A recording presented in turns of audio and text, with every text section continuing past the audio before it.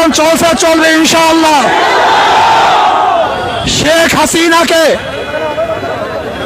খুনি হাসিনাকে, এই জালেম হাসিনাকে মসনদ থেকে নামাবার আগ পর্যন্ত আন্দোলন চলবে ইনশাআল্লাহ।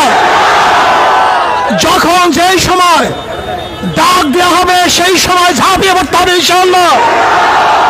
এখন তো রাজপথ ছাড়া যাবে না, আমাদের সব কিছু ফয়সালা হবে রাজপথে।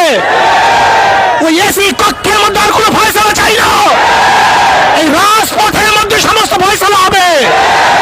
এবং শেখ হাসিনাকে, খুনি হাসিনাকে পদত্যাগ করার আগ পর্যন্ত আন্দোলন চলছে, চলবে ইনশাআল্লাহ। কাজে আগামী সোমবার গণমিছিলে গোটা বাংলাদেশ প্রকম্পিত হবে। শেখ হাসিনার মস্তক ভেঙেছে, চুরমার হয়ে যাবে ইনশাআল্লাহ। আল্লাহুম্মা আমিন।